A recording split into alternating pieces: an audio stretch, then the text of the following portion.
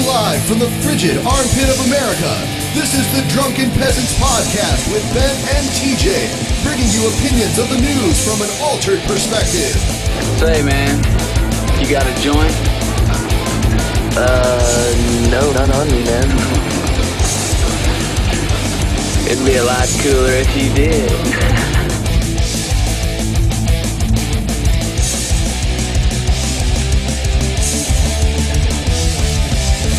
And now, here are your hosts, Ben and TJ. Hello. I feel so dignified being a host. Yes. We are your hosts, Ben and TJ. I'm Ben. No, you're not. No, wait, he is. He is Ben. I'm a has-been. So what do we got today, Ben? We got a few stories, obviously. Are any of them true? A few of them. A few of them are true, and a few of them are completely bullshit. Now that we're no longer the No BS podcast, yeah, we can do bullshit now. Yeah, do all the bullshitting we want to do. It's cool. Yeah, so I mean, the first thing, I guess, everyone's talking about how cold it is. It's cold. Coldest winter in 20 years.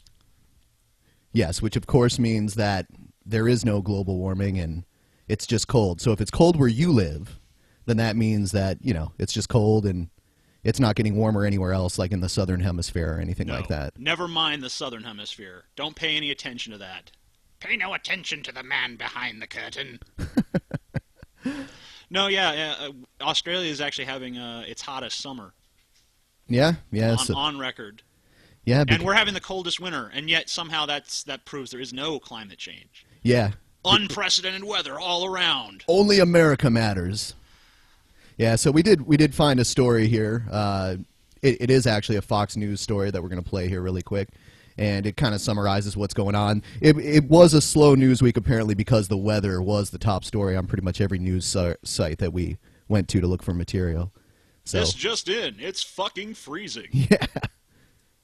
But first we start with the Fox News extreme weather alert this morning. You know, that deep freeze, well, it's almost here. Millions of people in the Midwest, New England, and even the South now bracing for the historic freeze that has not been seen in some 40 years.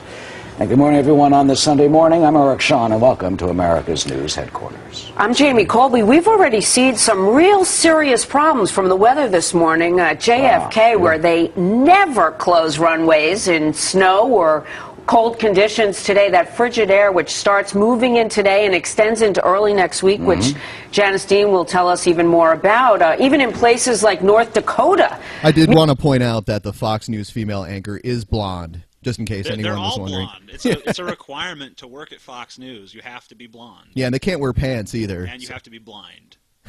Not literally, but, you know, you have to put on the Fox News blinders. I'm surprised that they're not trying to blame it on Obama. I think they are, actually. Let's get to the Obama blaming.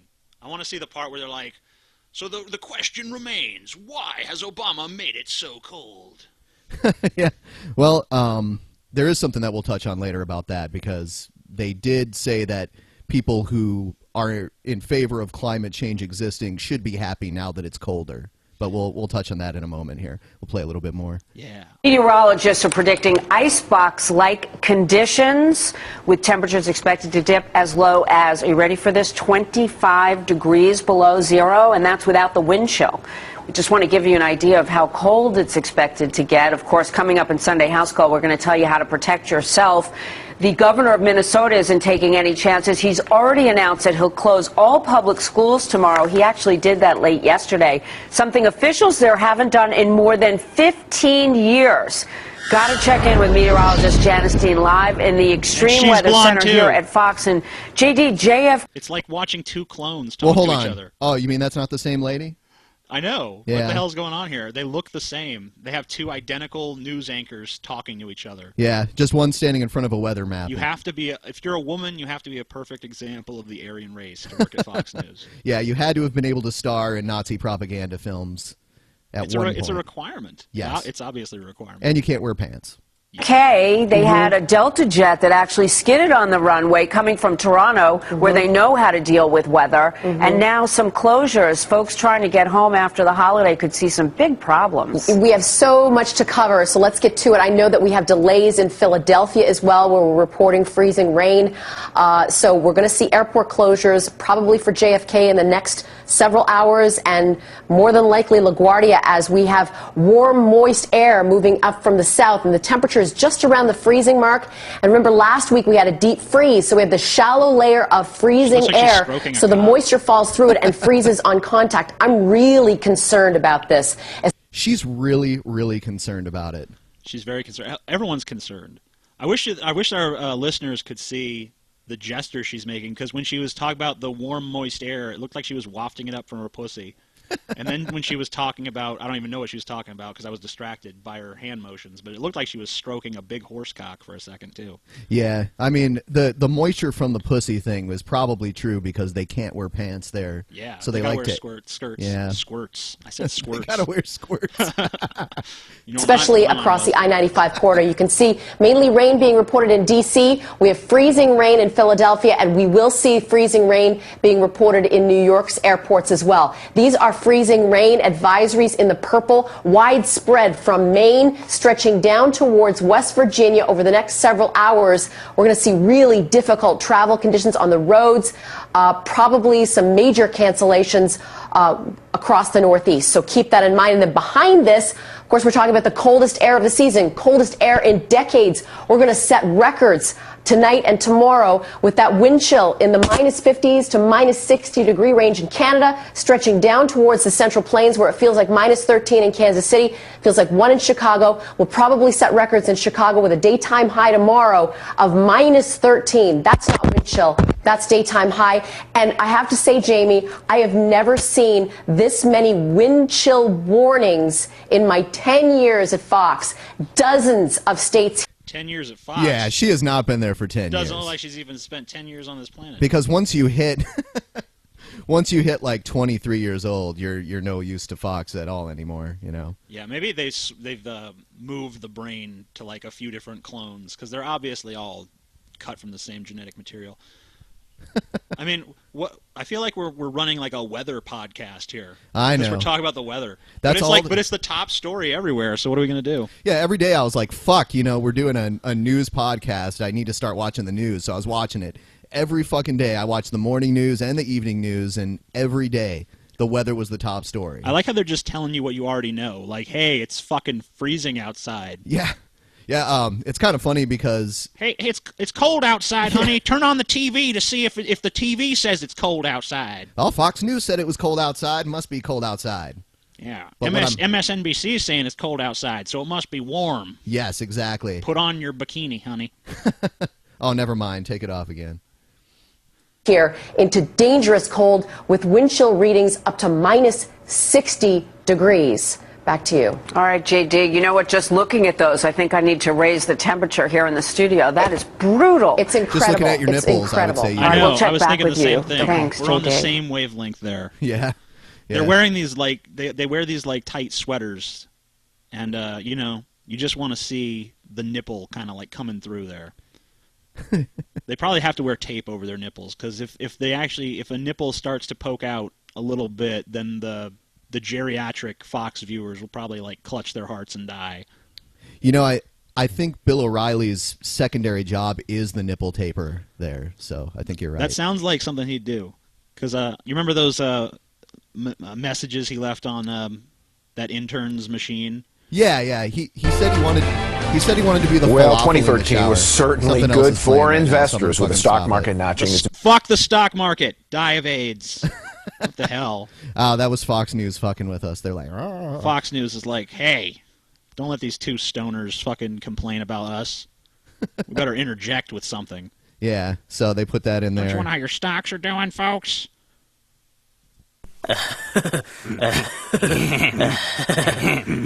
Stocks. That would be cool. It's like if you buy the stocks and you sell the stocks, that would be cool. Stock. So we actually We found a thing where Rush Limbaugh was talking to one of his callers. Rush. Yeah, basically the headline was, we're having a cold record, so why aren't global warmers happy? And there's a little transcript of what the caller was saying. I don't know, TJ. I'll be Rush. Oh, man. You can be the caller. Okay. I'm not really good at the hillbilly accent, but I'll try my best. All right, you be Rush. I'll be the caller. Okay. Well, here's Dave in Covington, Kentucky. Hi, Dave. Great to have you on the program. Hi. Good afternoon, Rush. Sometime listener, long-time listener. I hope you ain't having trouble hearing me. I had a little trouble on this end. We had a bad electrical storm a few nights ago, and I think outside my line was blitzed. I'm running on low voltage. Voices are kind of low, but I'm a long-time listener since like 1990, when you performed public service of letting us know when Connie Chung was ovulating. That's how far back I go. Wow, well, I'd have to say, the Oxycontin's starting to kick in right now, but I think I understood what you just said. Yeah, you remember that? You remember that? That was great. Yeah, now that you bring it up, Connie Chung ovulating. Yeah, there's so much that I've forgotten that's happened on this program. Yeah, I just want to make a brief comment, then I'll hang up, let you comment. It's about these idiots beating this dead horse of climate change. I don't know if I heard right, but I think I heard one of them say they'll accept the fact that global warming is slowing down, but they ascribe that to volcanic eruptions. Rush, volcanoes pump junk in the atmosphere that cause global warming and climate change. By their logic and pseudoscience, volcanic eruptions be accelerating global warming and climate change. Absolutely, you're right. They're idiots. By their logic, all these horrible things should be happening to the greater number. All right, I'll hang up now, sir, because I'm just going to let you talk, because you're my god. Okay, I think we have to stop now. No, you got to read Rush's comment. Oh, there. my God. All right, well, let's just get to the gist of it. He said, okay, thanks much. What he's saying, hey, nature takes care of itself. The volcanoes are cooling the planet. This is the thing. Have you ever noticed global warmers are out there warning us? They're just scared to death. Oh, my God, it's going to get hot. It's going to get hotter and hotter. Oh, my God, oh, my God, oh, my God. Then it doesn't get hot. You think they'd be happy. Oh, wow, it's not getting hotter. Oh, well, my God, it's working. Thank God it's not getting hotter. No, they get mad. It has to get hotter no matter what. Their political agenda requires it. You sounded like a very unenthusiastic phone sex operator there. Yeah. Okay. I'm rubbing my nipples now. Oh my God. Oh my God. Yeah. Oh my God. Oh my God. Yeah. That's the spot. Yep. You're a god. Okay. Even without trying, though, I think your Rush was better than mine. $7.99 per minute per second. Yeah. If you come, you owe me $200. Yeah. Anyone who out there masturbating to the sound of my voice, if you do come, I will know, and you will owe me money.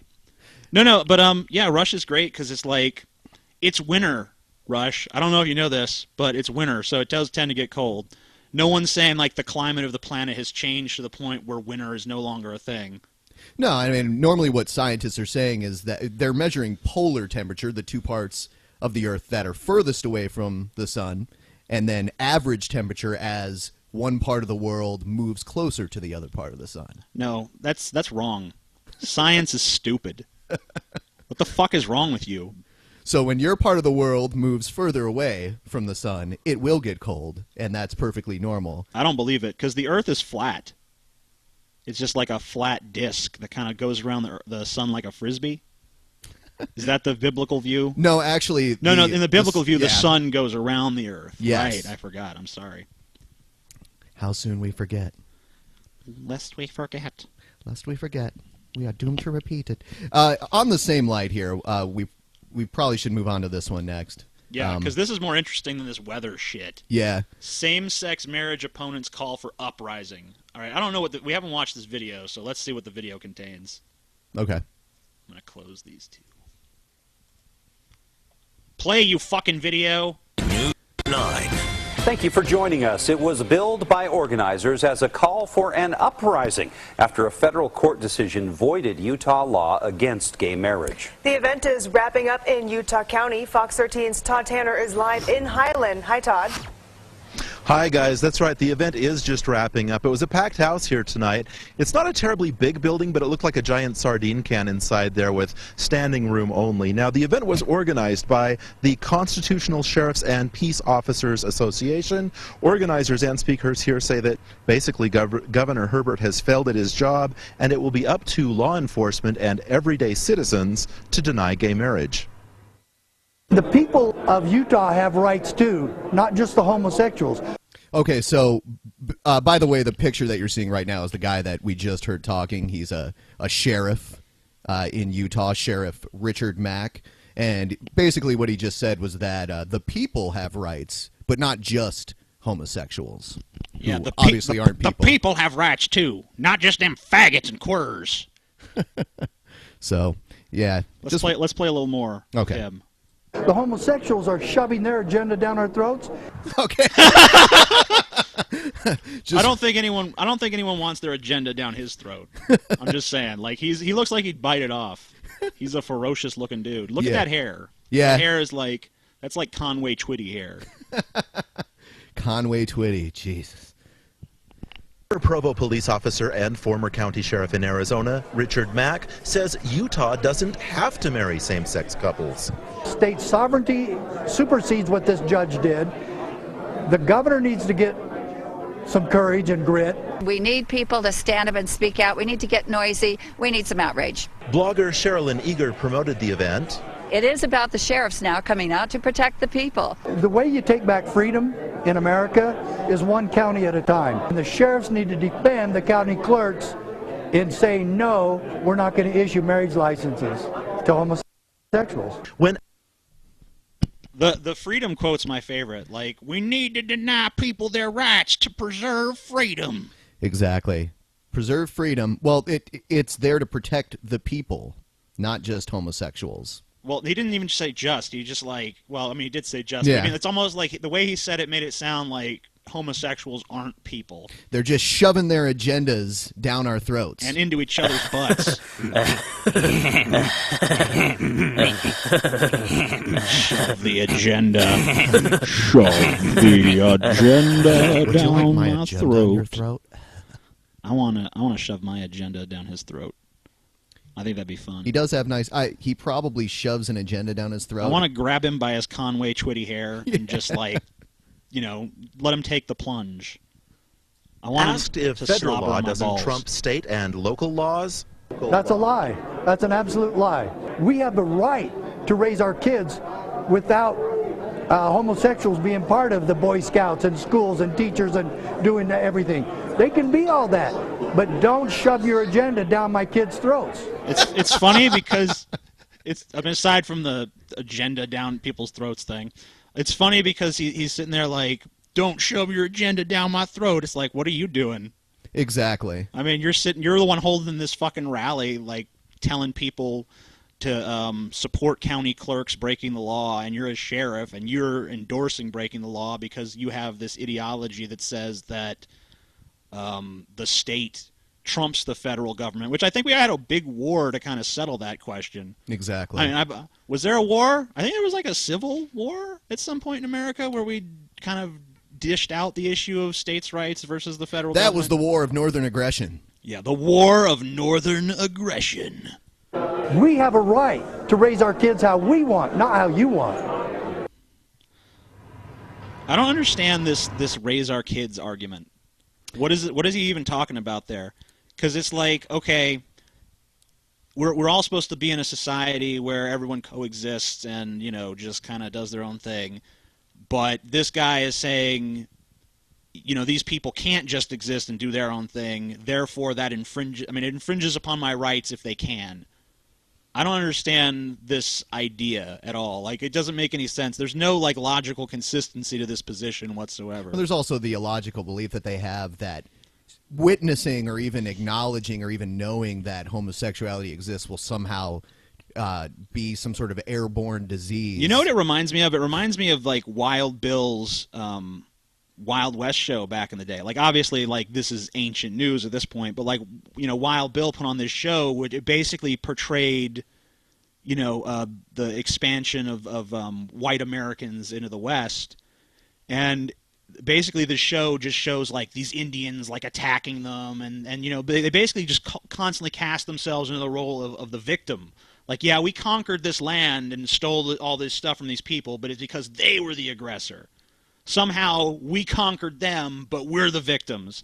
And now this guy has the same attitude, we're oppressing them, but it's our freedom that's in jeopardy.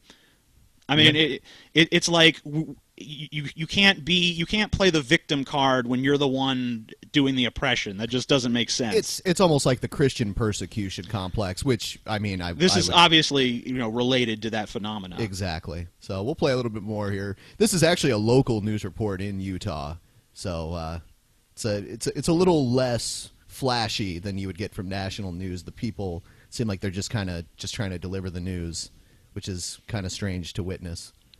Well, Richard Mack, as you just heard, is certainly passionate about his belief system, and he was encouraging others here tonight to call upon their local leaders. He says, basically, since the system seems to be broken from the top down, it's up to the people from the bottom up to make I like a that difference. There's talks of tops and bottoms in this gay story. And Todd, we talked a little bit through the night because the promotions for this event suggested it really was going to focus on gay marriage. At first, it seemed like maybe that wasn't the big focus. Did it change as the evening progressed?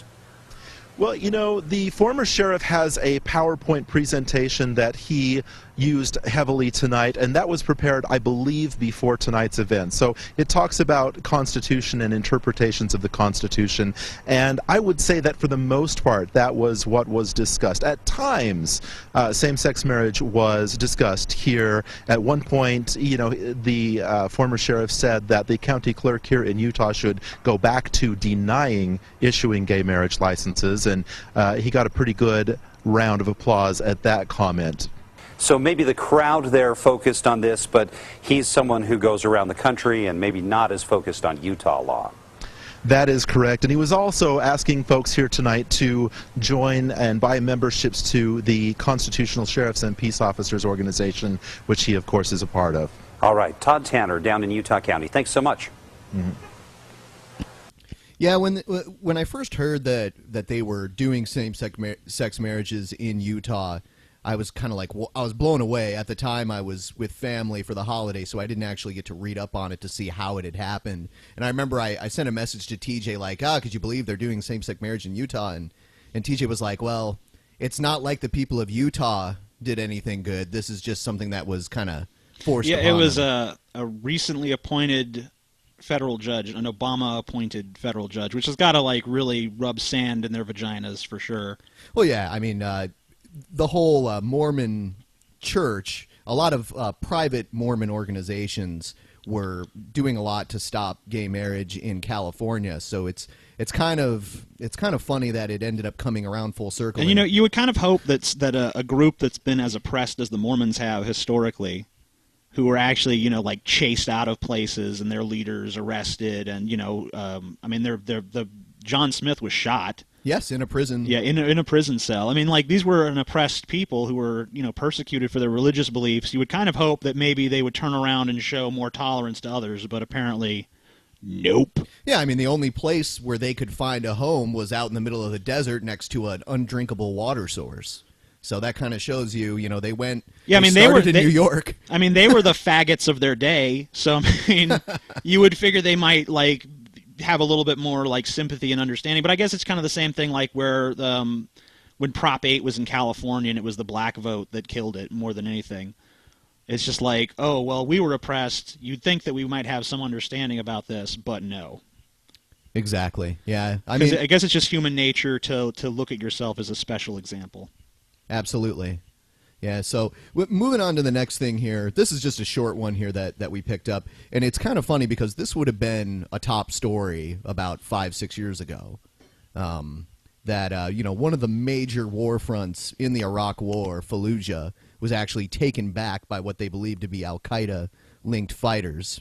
And if people don't remember, at the time, Fallujah was one of the main places where the hostilities were happening out there, and where a lot of U.S. casualties happened. So I'll start this here, and yeah, we do. Yeah, there's our the image. Crazy Muslim image. Yeah, let's play this video. An Iraqi city where some of the fiercest fighting took place in the early years of the Iraq War is now in the hands of forces linked to Al-Qaeda. Insurgents have seized Fallujah in western Iraq. This is the worst violence against the Iraqi government since U.S. forces left the country in December of 2011. One thing you have to be kind of skeptical about in this story is that the Western media does tend to group all Muslim extremist groups together as Al-Qaeda. And it makes it sound like there's this really massive, sinister organization when it's a pretty loose network. And a lot of these people who are supposedly Al-Qaeda linked would not identify as Al-Qaeda. Yeah, well, the first image that comes into my mind when I think of Al-Qaeda was the first image I saw on the news, which was the guys climbing around on monkey bars. I'm surprised that no Republicans have tried to make political hay out of this issue. They have.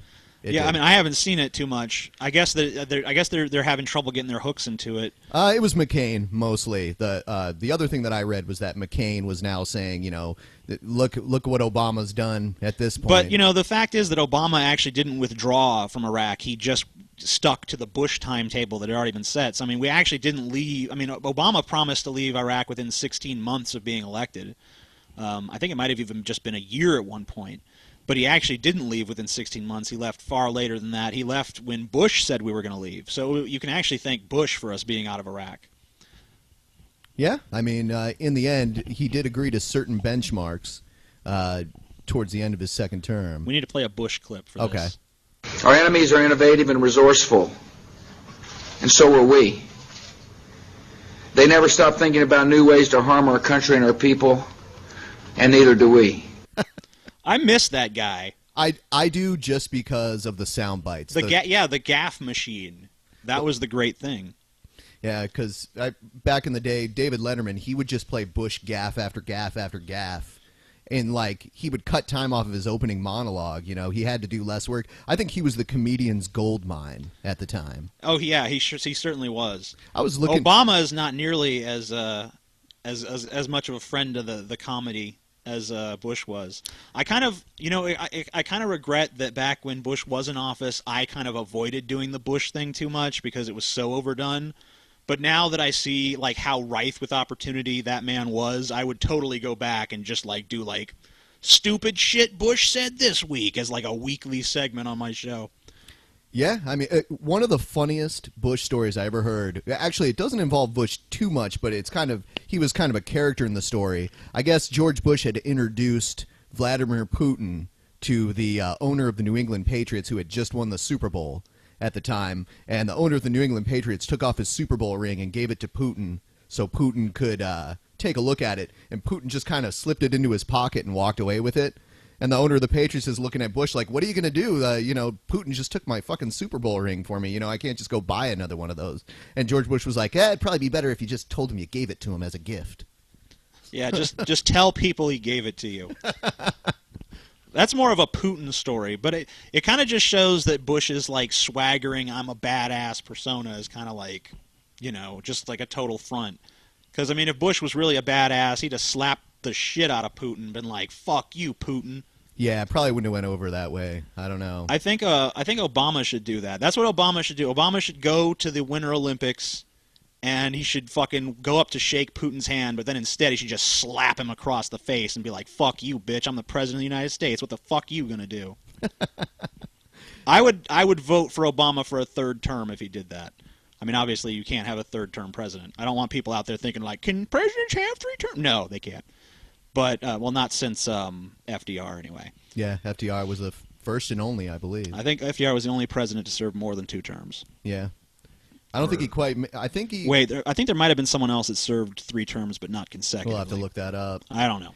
Even more interesting than the story we just covered, though, are the comments under the story itself. There are some interesting... Yeah, let's read some comments. This is from Quincy Todd. Let's all hope and pray that Obama won't be stupid enough to drag us back into an ignominious war where we had no business jumping into in the first place, only to be very ignorant. The right-wing politicians and the war profiteers hope otherwise. By trying to be politically correct, Obama may just drag us back there. I'm pretty 99.99% sure we're not going back to Iraq. No, John Kerry already made a White House statement. John Kerry's already like, no, we don't give a fuck about this Fallujah shit. We're done. We're done.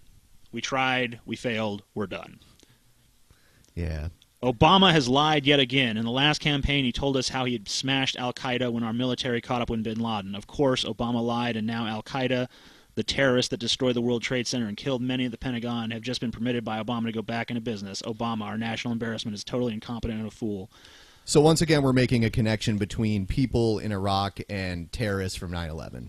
Yeah, and the funny thing is that Bush had fucking 7 years to catch Bin Laden and smash Al Qaeda. So I don't understand how you can actually go after the president who actually did preside on over the killing of Bin Laden. I mean, it's not like what is Obama supposed to do? I mean, the guy orders drone strikes like every fucking other day. He kills these terrorists left and right. You know, anyone who's even suspected of being a terrorist in the Middle East, he'll kill them, even if they have like innocent women and children with them. Obama is pretty much about as brutal, has pretty much the most brutal policy you could possibly have towards terrorism. So I mean, like, if what Obama's doing isn't working, then like the very idea of aggressively going in there and smashing Al Qaeda just would not work. And like I said, be skeptical of anyone who tells you that this is Al Qaeda, because they know that the American people are stupid and are not going to, differentiate between different groups. So they just pretty much, any terrorist or extremist Muslim group, they just label it Al Qaeda or Hezbollah. Yeah, and I think before the whole Al Qaeda thing was, it was Taliban. That was kind of their boogeyman. The Taliban. Yeah, it's kind of a catchy word though. The Taliban. Taliban. But they weren't the ones climbing on the monkey bars, though. That's different. Yeah. Obama, unemployment benefits expiration, just plain cruel. We need to put the Obama picture up for this. Yeah, I'll do that. Yeah, we're going to play some Obama clips here. Let's listen to fucking Obama. Hi, everybody, and Happy New Year. Hi, everybody. This is a time when we look ahead to all the possibilities and opportunities of the year to come. Okay. When we resolve to better ourselves and to better our relationships with one another. No thanks. And today I want to talk about one place that Washington should start. A place where we can make a real and powerful difference in the lives of many of our fellow Americans right now. Just a few days after Christmas, more than 1 million of our fellow Americans lost a vital economic lifeline. The temporary insurance that helps folks make ends meet while they look for a job. Republicans in Congress went home for the holidays and let that lifeline expire. And for many of their constituents who are unemployed through no fault of their own, that decision will leave them with no income at all. We make this promise to one another because it makes a difference to a mother who needs help feeding her kids while she's looking for work. It makes a difference to a father who needs help paying the rent while learning the skills to get a new, Why does it always have to be job. mothers and fathers? And denying families that security. Why can't it is just be some cruel. stoner loser at We're home a better country than with that. no one relying on him? We don't abandon our fellow Americans when times get tough. We keep the faith with them until they start that new job. What's more, it actually slows down the economy for all of us.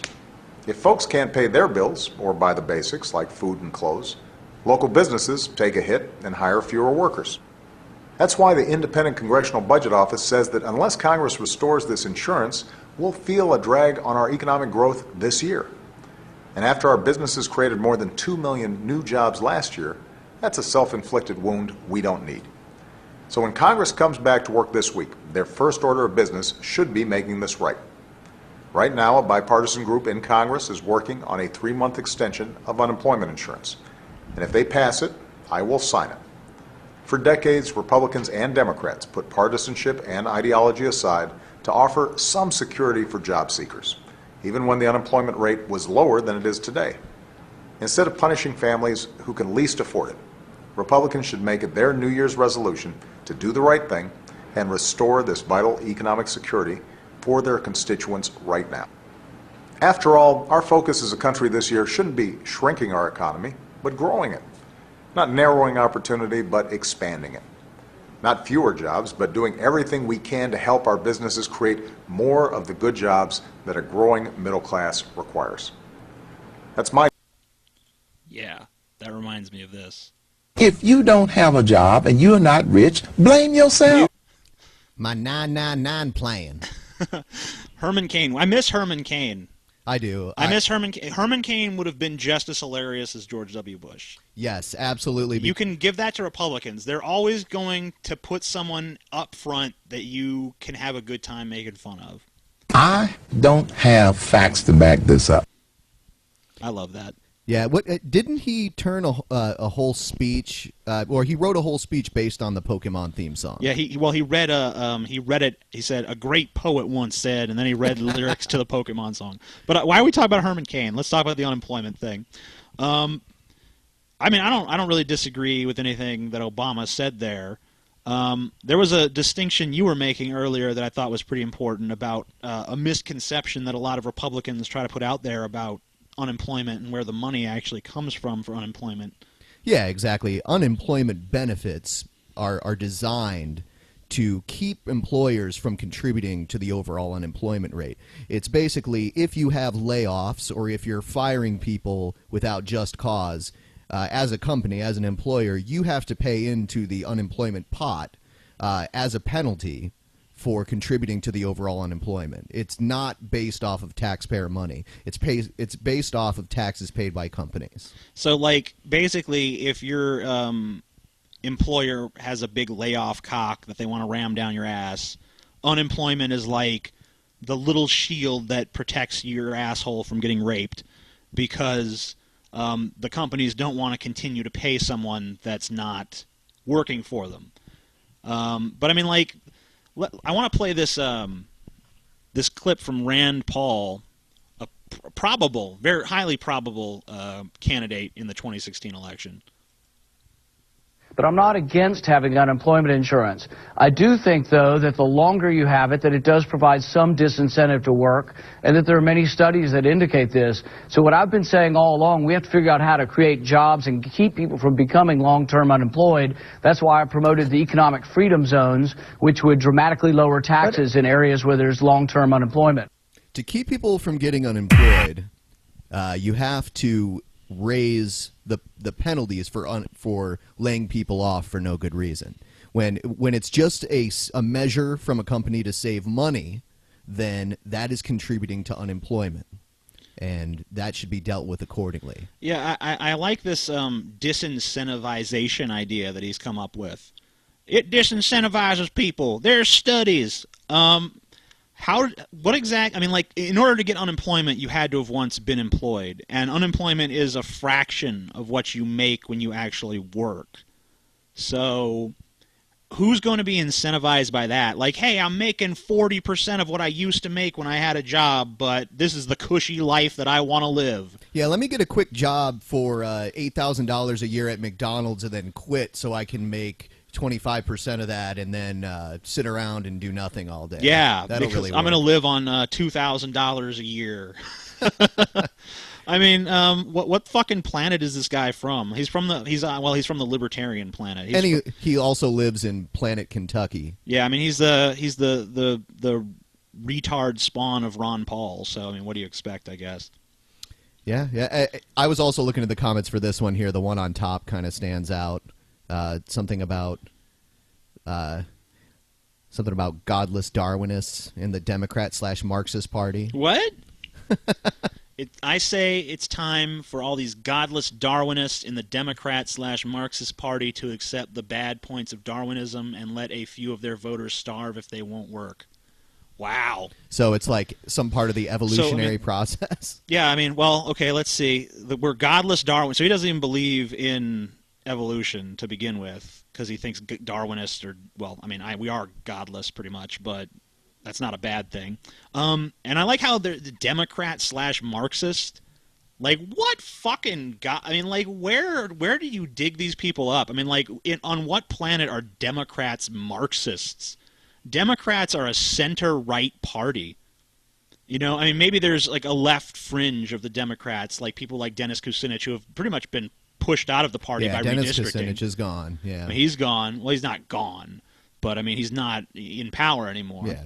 You know, pretty much all of the far left Democrats have been pushed out by redistricting, and what's left is like these very tepid, very centrist, very middle of the road people who are not Marxists. I mean, if they were Marxists, they couldn't fucking win an election in America.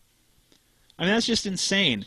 I mean, I guess that these people just view the world from such an extreme far-right fringe perspective that even, like, the most reasonable centrist point of view seems like radical left-wing Marxism to them.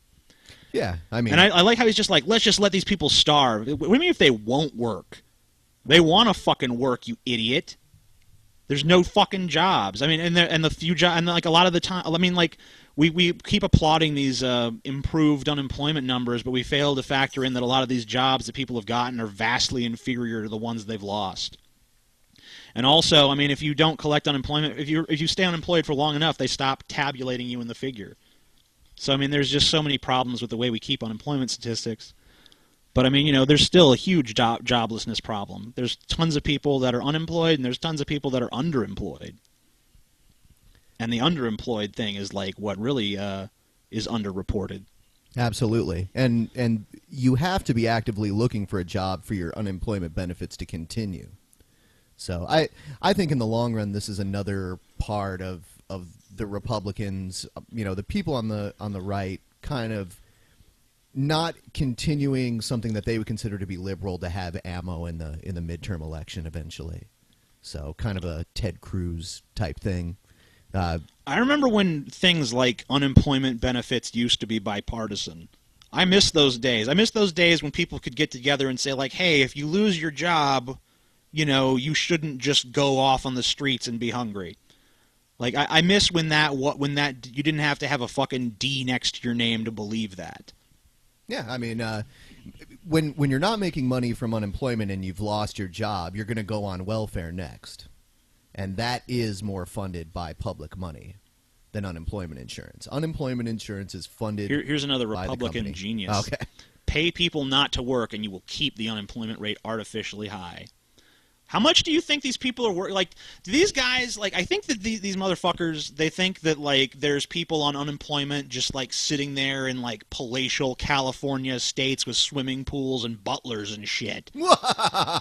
I'm so glad they extended unemployment. Let me get on my unemployment yacht. To the unemployment mobile. Would you like some more unemployment caviar? Yes. Dom Perignon. Let's see. You think it's time to take a break? Yeah, let's take a little break. Maybe we'll cover a few more stories. Maybe we'll do some questions if we can figure out how to do that. Yeah. So we'll be right back. Maybe about 10 minutes or so. We'll play some badass motherfucking music in the meantime.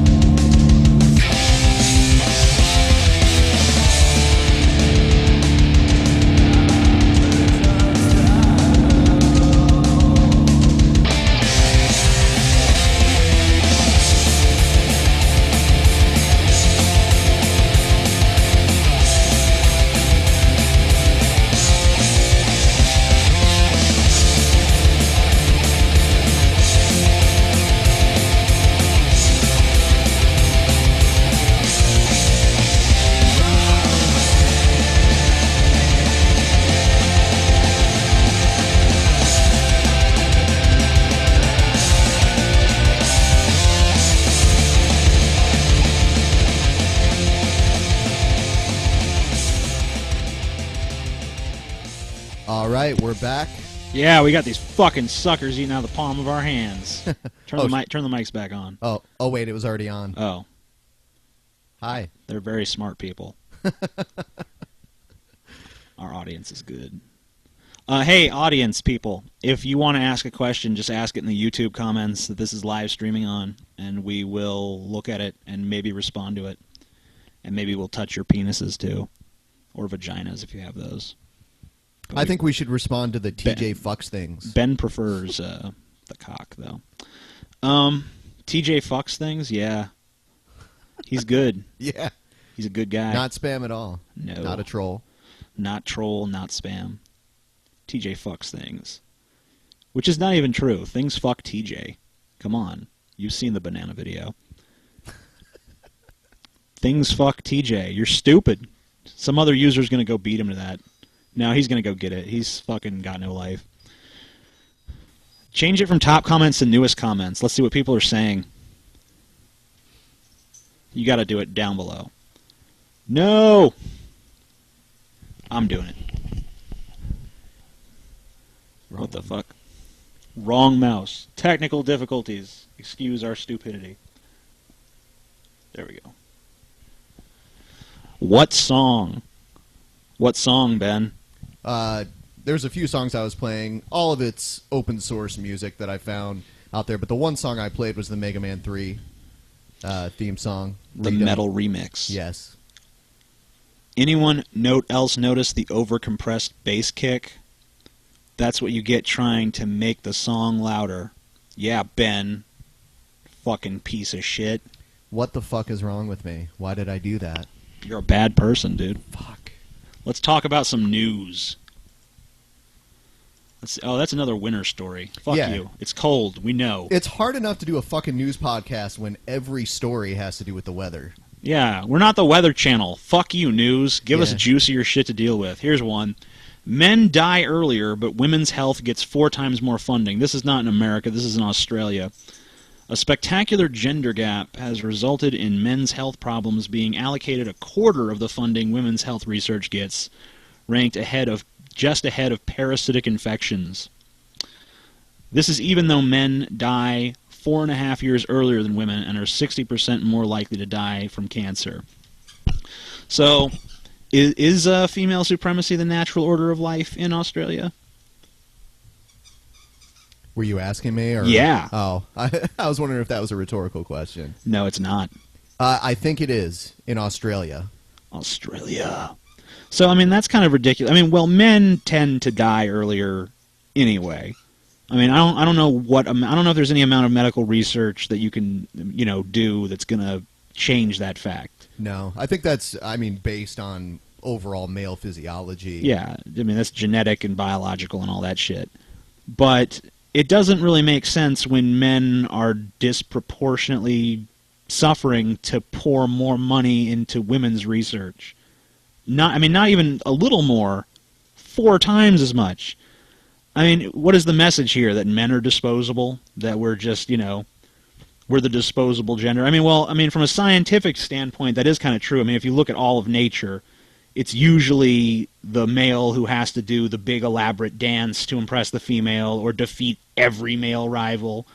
And I mean, from a sheer number standpoint, if you have 100 men and 1 woman, she can only be pregnant with 1 baby at a time, failing twins or triplets or something like that. Whereas if you have 100 women and 1 man, he could theoretically produce 100 babies. I mean, some of the women are going to be infertile, but you know what I'm saying. So, I mean, just from a population's number standpoint, nature's arithmetic does sort of place a higher premium on female life, but that doesn't mean that we have to. Well, yeah, and we touched on this just in conversation, you and I, during the Breast Cancer Awareness Month. We're like, why don't other types of cancers get so much awareness? Yeah, who isn't aware of breast cancer at this point? Yeah, I mean, everyone's aware of it for sure. So we don't need a whole month. And every a month, and where football is hijacked by pink ribbons and all this other stuff, and you don't see anything equivalent for any male cancers. I guess there's Movember, which I still don't even give a fuck about that. Growing mustaches. Yeah, well, they said I actually shaved in November, and people are like, "You're horrible because you shaved in November." It's like, I'm not part of this clique or whatever. I'm not into that shit. But yeah, I mean, it's kind of strange that you see these policies, and then you hear these feminists talking about how society just panders to men and just caters to men. And then you turn around and see something like this where it's the exact opposite. And what's their explanation for that? It's the patriarchy. It's still the patriarchy.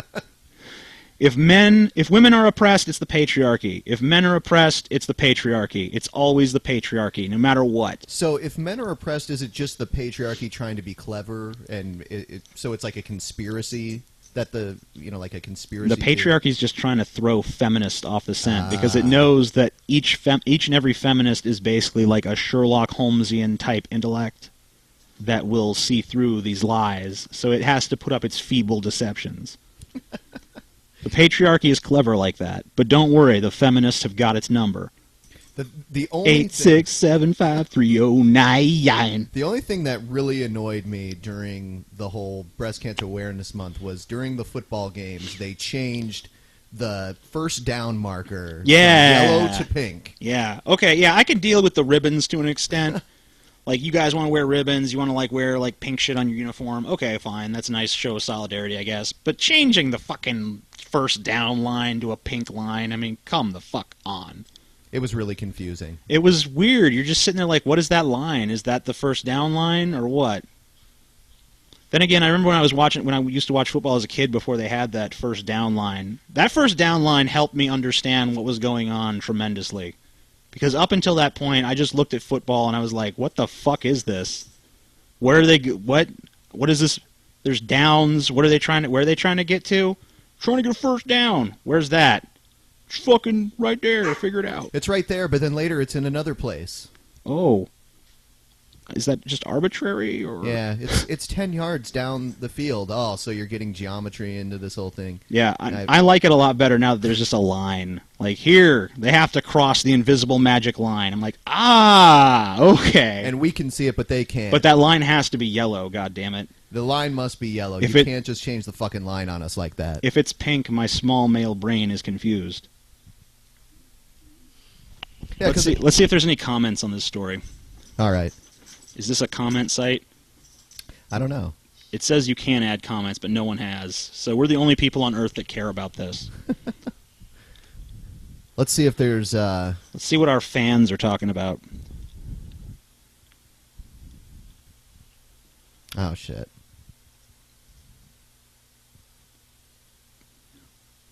What are our thoughts on Atheism Plus? Do we have thoughts on Atheism Plus? I don't even know what the fuck it... Oh, you know what it is? It's the feminist atheism. Yeah. Yeah, that's what it is. It's the feminist rebrand. I tried to forget about it, but you just remind me. Thanks a lot. Yeah, it's like not believing in God is not enough. You also have to embrace our social values. It's like, wait, didn't we become atheists to escape from dogma? No. And asking a woman for coffee means fucking every time. Yeah, and I like that story with Rebecca Watson where the guy got in the elevator and the exact words that he said, according to her, were, "Don't take this the wrong way, but I found you very interesting and I'd like to go get coffee." So, I mean, of course she does take it the wrong way. Exactly. Or, I mean, basically, he probably did want to have sex, but, I mean, when you word it like that, it's kind of like saying that, I don't know, this is not, it doesn't come across as it's not like he got on the elevator and started grabbing her tits and yeah, come on, baby, you hot. Yeah, I think the part where he was actually... He didn't pull the Rammstein where he's just like, you have a pussy, I have a dick, come on, let's go. I think the part where he was being deceptive was when he said he found her very interesting. Yeah, that seems like a lie to me. Did you ever see the video where she talks about how Galileo was killed? No, I have only... She said Galileo was killed by the church. I'm like, no, he wasn't. He recanted, and they just imprisoned him for life. I guess the history doesn't matter. I've already forgot what her name was. You just mentioned it a few moments ago. Rebecca Watson. I'm trying so hard. Like that, my brain selectively forgets people's names if they don't matter, and she's actually one that I would like to forget. I already have the other one's name imprinted in my brain. What's her name? Sarkeesian. Anita Sarkeesian. Yeah. She's one I've tried to erase. The video game girl. Yeah, the one who never played video games. Yeah. Until she claimed in 2011 that she never played video games, and then she claimed in 2012 that she's an avid gamer. So, once she saw a little bit of money to be made in it, I guess it's easy to become an avid gamer. And then in the videos, they've actually proven that the game footage she used was taken from other people's Let's Plays and stuff. So it's not like she even played those games. There's a viewer that requested that you, TJ, specifically talk about the legalization of prostitution. Well, too bad, because this is not TJ. This is Ben and TJ. Yeah. So the questions must come to both of us. But you can talk about the legalization of prostitution if you want to. I actually went to Europe a few years ago and went to many countries where prostitution was legal. I thought you were about to say went to many prostitutes. We saw many prostitutes while we were there. How many did you see? We saw them all over the streets, and when we went to the Netherlands, we saw them in the red light district of Amsterdam. Some of them were mildly attractive, and some of them were some of the scariest people I've ever looked at in my life. And the scary ones were cheaper, right? I wasn't. I guess you don't normally find out their price until you're already in their room. It should be. They should have to wear it like on a sign around their neck. One thing they had there that was interesting were these giant fuck theaters that you can go into. I didn't actually go into one, but I saw the exterior of them, and I guess you go in. There's just a bunch of people on. Who the stage. hell sees fuck theater and is like, I didn't go in. I just kind of looked at it from the outside. Like, if I was telling this story, I never would have left. I'd be broadcasting from the fuck theater. Coming to you live from the fuck theater. Ironically enough, they did have a show, because they had shows listed there. One of the shows was called The Banana Show. See? I could have been a star. I missed my calling. I called my missing. Bill Nye? What about Bill Nye? Have you heard about Bill Nye is going to debate Ken Ham, the founder of the Creation Museum? Yeah. Yeah. A lot of atheists are kind of pissed about it, like, we shouldn't... It gives undue dignity to Ken Ham to debate him. I'm like, well, only if you think he might actually make some sort of valid point at any point during this debate. He couldn't handle Bill Maher, so I don't think he can handle Bill Nye. Yeah. So that's a good summarization. We have one more story I wanted to talk about, then we'll go back to some user comments. All right. This is an interesting story. It's 10 worst sex and relationship tips from the Christian right. And it's from an article on alternet.org, which is a sickeningly liberal news site. I mean, like, to the point where even I, like, roll my eyes reading a lot of their stories. Okay. Number 1, girls shut up. This is Justin Lookadoo. That's his real name. He's a faith-based dating coach, and here are some of his tips. Dateable girls know how to shut up. They don't monopolize the conversation. They don't tell everyone everything about themselves. Shutting up also prevents girls from doing undateable things like asking boys out. Ew. A girl asking a guy out? Ugh. That's disgusting. God made guys as leaders. Dateable girls get that and let him do guy things. Get a door. Open a ketchup bottle. They let guys be guys, which means they don't ask him out. I like the ketchup bottle example. Like, only a true man can open a ketchup bottle. Like it takes the Incredible Hulk or something. This is another piece of advice from Lookadoo. Yeah, step 2 in the plan. This is bring God into it. Bring God. Men are wild, not domesticated. Dateable guys aren't tamed. But he knows that porn is bad for the spirit and the mind. They keep women covered up. So I guess that you have to be godly, but untamed and wild, but don't look at porn and keep your women covered. Are we Muslims? Yeah. Is this Christian or Muslim? This seems Muslim-y. Do you have anything to add to that one, Ben? I would say go ahead and cover yourselves all the way, just except your eyeballs. And yeah, because if you can actually see any part of a woman's physiology, that is a sin. Yep. And you won't be able to control yourself. You'll just fucking jizz all over her. Number 3 is share an eating disorder. The Christian Broadcast Network, a good source of information, has said that people on this is under their creative date ideas. They said make up a fun diet together, or is that being manly, making up a diet together? Eat creatively one whole day for $1.18. That seems so arbitrary. Is there some religious significance to $1.18? This doesn't even seem particularly Christian, but I guess that this is the kind of shit that Christians do on their dates. They try to come up with a way to eat creatively for $1.18. I guess when you can't fuck on dates, you like it starts to strain the idea bank a little. I missed the part in the Bible where it was godly to eat for $1. Is there some 1.18 biblical? I'm just wondering if it's like a 118, like is a Bible verse or something. Number 4. This is another one from the Christian Broadcasting Network. This is another one of their date ideas. They said, kidnap a friend for breakfast, visit the library and ask the librarian a bizarre question, develop a new laugh together. Hey, Ben, want to develop a new laugh together? Okay, we did it. And that was better than sex. Survey the neighborhood with a self-made bizarre questionnaire. Just go to your neighbors and just start asking them strange questions together. Go to the airport and watch people. That will get you investigated. Run your own neighborhood day camp for one day. Now that sounds like is this like a pedophile dating plan? That's what I was just thinking. Say, would you like to send your kids over to my place for day camp?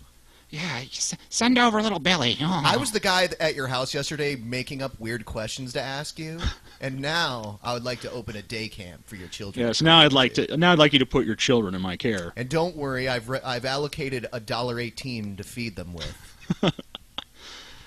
Number 5, 100. Okay, what is this from? Focus on the family. That's a good one.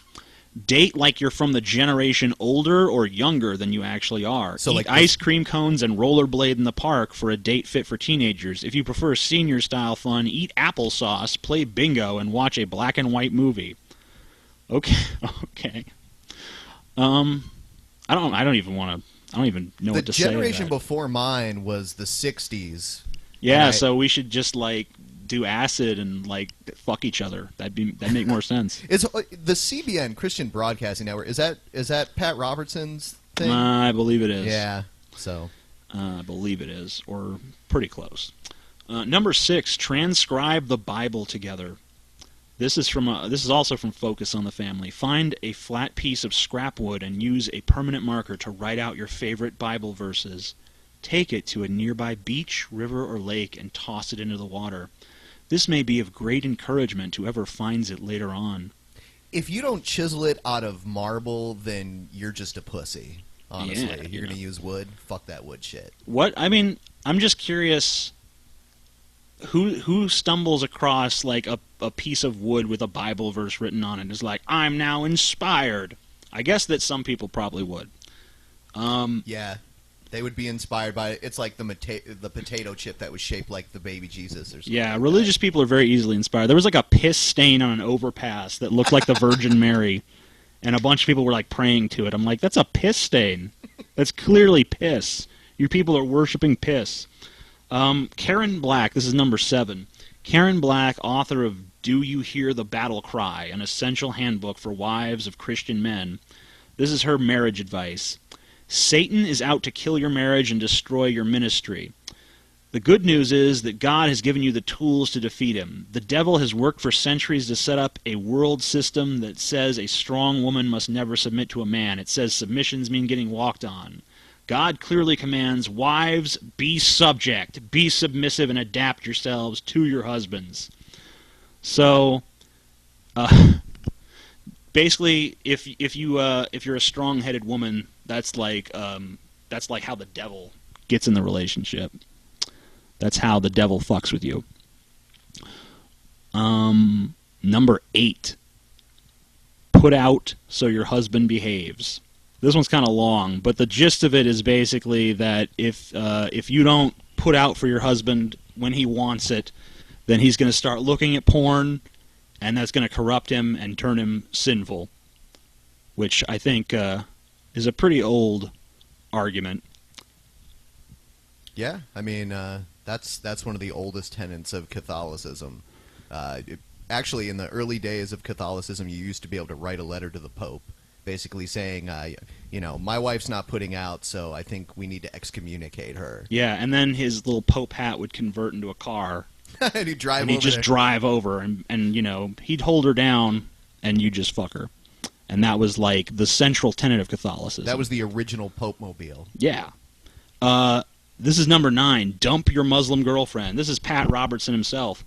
700 Club, Pat Robertson. He said, someone asked if he should marry his Muslim girlfriend of 3 years.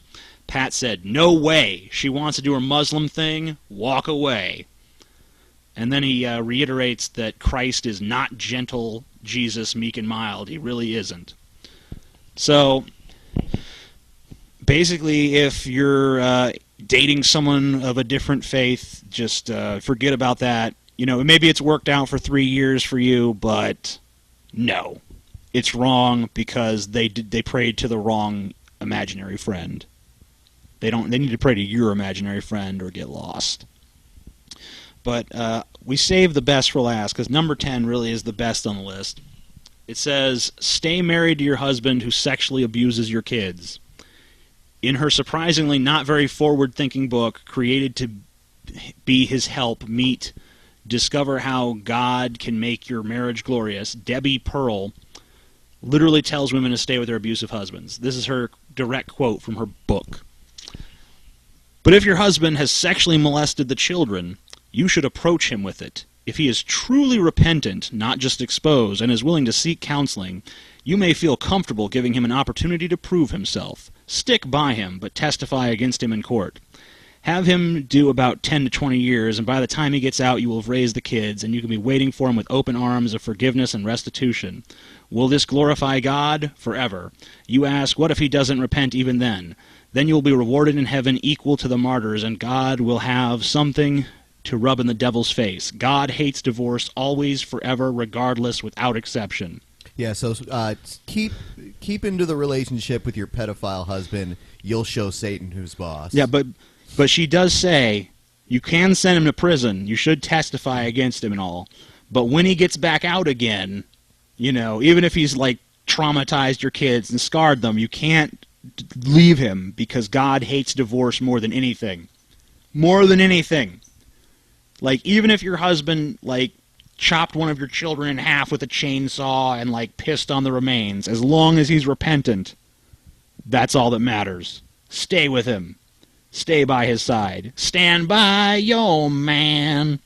No matter what. Yeah, that's pretty fucking disgusting, honestly. No, it's not disgusting. It's the will of God. That's what I love about these high school girls, man. I get older, they stay the same age. I love how applicable that was.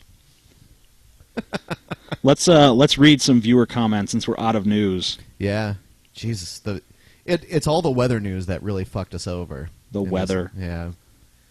Why did it have to be cold? Why did global warming have to be disproven this week? I'm so distressed about that. What's your opinion on secret societies like the Freemasons? You can take that one. Or start it off anyway. Well, the Freemasons are not secret at all. First of all, they have giant buildings. They're called Masonic temples. they have bumper stickers on the back of their car that identify them as Freemasons. We all know what the symbols look like. Actually, I had a guy at work at my job the other day that was wearing a big hat with a Freemason symbol on it. So it's not very secret. But you know what they say? They say that there's the surface Freemasons, but once you get high enough up in the organization, then they tell you the real goal of the Freemasons. That's when they lay all the secret society shit on you. Okay, so you join the secret society that's not actually secret to get into the secret society that's in the secret society. Yeah, it's a secret society within a public society that's kind of a secret society. I see.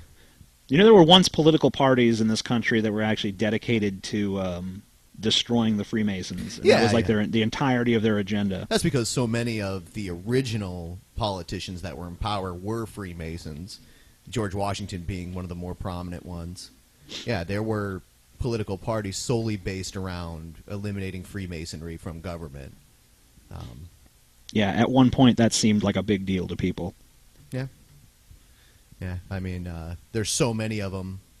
One of the more prominent ones within the past 100 years is Harry Truman. He was up there on the Masonry chain for sure. We need slave masons. Wait, it must be this one. Yeah. Let's see what other people are saying. All right.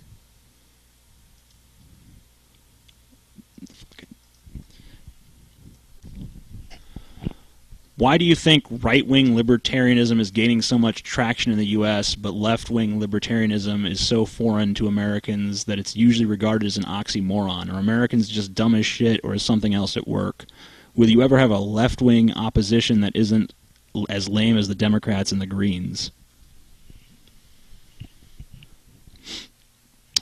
Well, you know, I mean, I think that Noam Chomsky is a pretty prominent American example of a left-wing libertarian who pretty much rejects the idea that the Libertarian Party in America even is libertarian, because he basically views them as being being like corporatists. Like, let's just give unlimited rights and freedoms to corporations to exploit anyone they want to. And that does seem to be the libertarian ideology of today.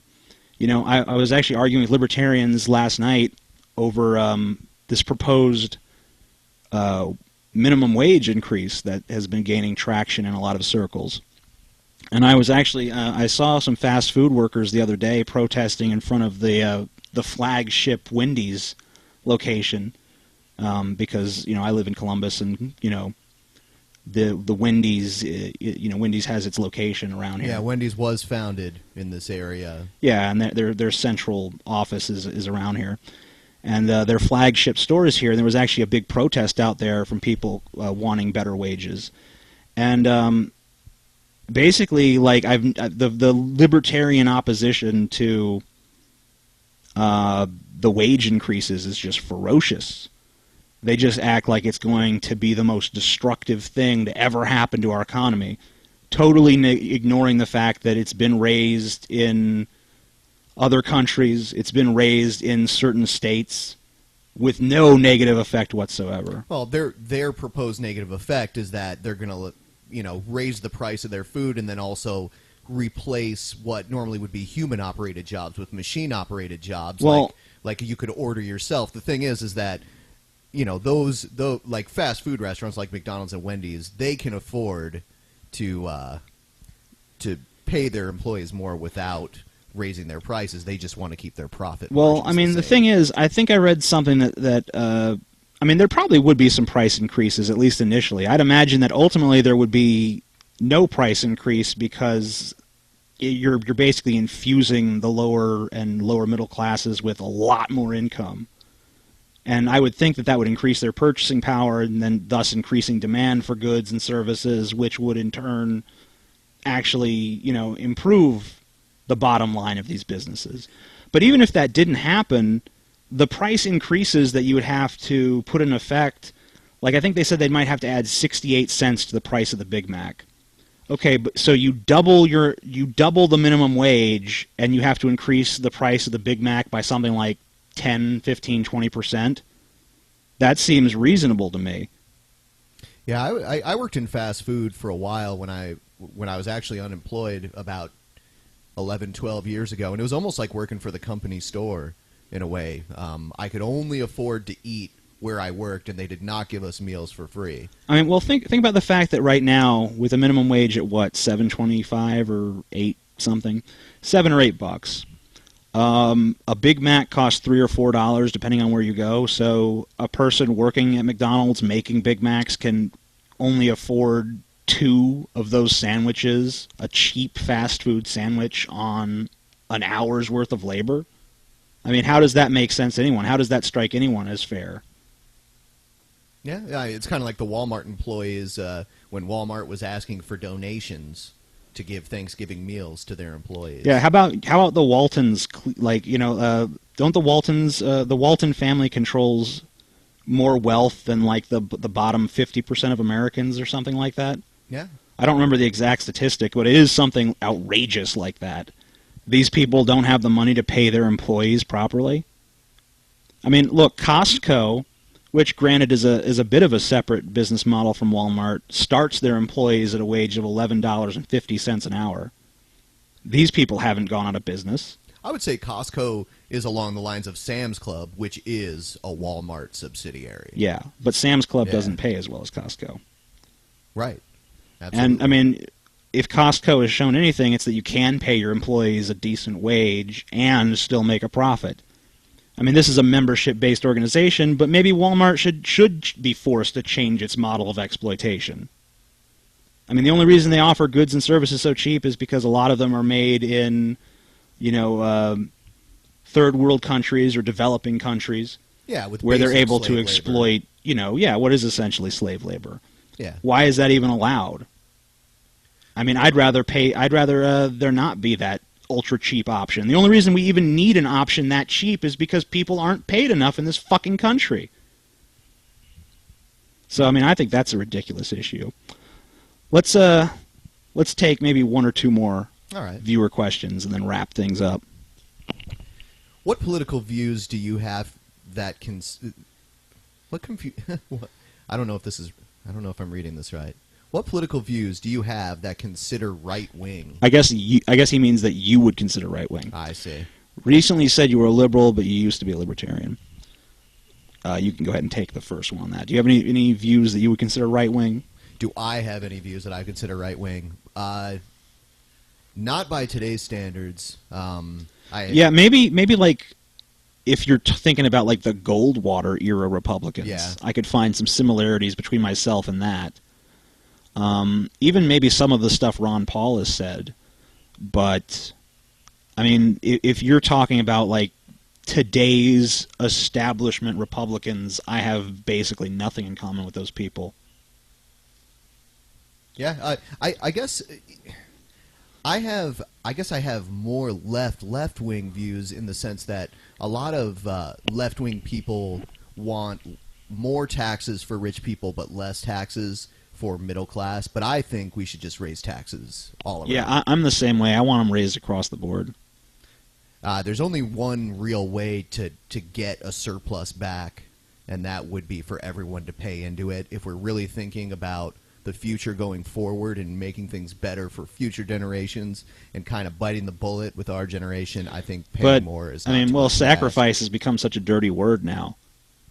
I think it's funny how anything that goes towards anything that tax money goes towards is considered socialism to right-wingers, aside from the military, which seems to be the most socialist thing that the United States does. I think it's our giant jobs program. Yeah. And I always wondered why we have this crumbling infrastructure in America. Why don't we fucking train more soldiers to be in the Army Corps of Engineers and put them on top of these infrastructure projects? That was part of the New Deal with FDR, the Workmen's Progress Administration. They built bridges and buildings and all sorts of things back then. And we just don't do that now. We build bridges in Afghanistan. We build bridges to nowhere in Alaska. Yeah. All right, let's find another question. All right, let's see here. That one says, fuck America. Fuck America. Fuck America. But he cleared his throat first. What was in your throat before you said that? Was someone forcing something down your throat? It was forcing he had an agenda down his throat. Let's refresh the page and see if anyone's asked anything new. All right. Last question. Oh, shit. I got to do this again. Do you guys plan on talking about movies and television or just news media? We did talk about movies in our last in our last broadcast. show, we wrapped it up with a discussion of the top grossing films of last year. I would imagine we'll tackle more entertainment-related stuff. It's just that there was nothing particularly interesting to us, in entertainment today. But, I mean, yeah, sure, we'll talk about anything. We'll talk about the stupid tabloidal shit. We'll talk about legitimate news stories. We'll talk about bullshit news stories. We're just going to, kind of just cover anything that we feel like we could have any sort of interesting opinion and just spitball on. Yeah. And just go off on whatever tangents we want to go off on. Yeah, and like we're doing right now, we're fine with just seeing what the viewers want us to talk about, and we're fine with just talking about that as well. Yeah, in fact, we encourage you guys in the comments section to just let us know what kind of subject matter you enjoyed, what segments during this show were your favorite, what kind of stuff you liked about this show, what kind of stuff you didn't like, because obviously we're both pretty new to this whole podcast thing. We're looking for input. We're looking for opinions. We're looking for any sort of insight into how we can make the show better, more watchable, more interesting, more entertaining. And, if we have to come out to your guys' houses and, perform oral sex on each of you personally, that is what we'll do. That is our level of dedication. You don't even have to bathe first. No. Well, maybe some of you, ultra pickle-smelling neckbeard motherfuckers might have to, take a little sponge bath or something. We will sponge bathe you, but that'll cost you. Yeah, we'll dress as sexy nurses and give you a little sponge bath. I just got my costume back from the cleaners. Yeah, mine's still a little dirty. It's got a lot of protein stains. It's like Monica Lewinsky's dress. Yeah, I like that she saved that. She should have just framed it. Here's where the president came on me. Yeah, I mean, that was the hardcore evidence. What is wrong with Bill? Bill's such a smart guy, and yet doesn't understand DNA. Yeah. Or either that or maybe just didn't think that she would go behind his back and betray him. Yeah, I think that was the main thing. Because so many women before that had not betrayed him. That was the big thing. Or he had a rock-hard alibi. Rock-hard. Rock-hard alibi. Come here, baby. Suck my agenda. Put my agenda down your throat. Anything else you want to... No. Okay. We're done. We are fucking done, assholes. We should play some music, though, to fucking send us off. We'll play some music for you guys. Hope you enjoyed the show! See you later, motherfuckers! Fuck you all! We look down on you and spit on you! Not really. Yeah, we really love you. Keep watching, please. Don't stop. We love you!